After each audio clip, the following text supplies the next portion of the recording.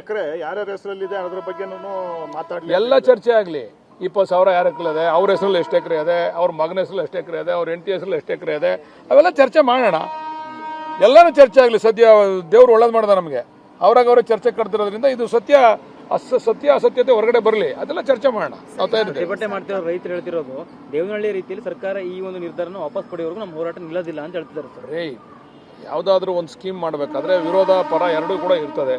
ಇದರಲ್ಲಿ majority of ರೈತರು ಇಲ್ಲ ನಮಗೆ ಇದು ಭಾಳ 20 ವರ್ಷಗಳ ತಲೆನೋವಿದು, ಇದನ್ನು ಬಗೆಹರಿಸಿ ಅಂತೇಳಿ ಮೆಜಾರಿಟಿ ಆಫ್ ರೈತರು ನಮ್ಗೆ ಹೇಳಿದ್ದಾರೆ.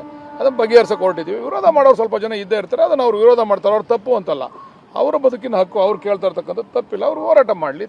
ಕೋರ್ಟ್ ಇದೆ, ಕಚೇರಿ ಇದೆ, ಅವ್ರು ಎಲ್ಲಿ ಬೇಕಾದ್ರೂ ಹೋಗಿ ಯಾವ ವೇದಿಕೆಯಲ್ಲಿ ಬೇಕಾದ್ರೂ ಹೋರಾಟ ಮಾಡಲಿ.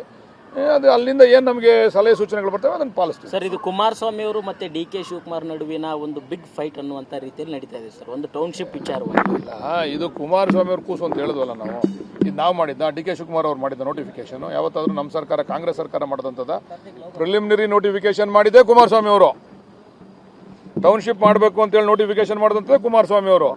ಅದ್ರ ವಿರುದ್ಧವಾಗಿ ಕೋರ್ಟ್ಗೆ ಹೋದಂಥ ರೈತರು ಅವತ್ತು ಕೋರ್ಟ್ ಕೂಡ ಇಲ್ಲ ಅಲ್ಲಿ ಟೌನ್ಶಿಪ್ ಆಗಬೇಕು, ನೀವು ಮಾಡಿ ಅಂತೇಳಿ ಕುಮಾರಸ್ವಾಮಿ ಅವರಿಗೆ ಸಹಕಾರ ಕೊಟ್ಟಿರ್ತಕ್ಕಂಥ ಉದಾಹರಣೆ ಕೂಡ ಇಲ್ಲಿದೆ.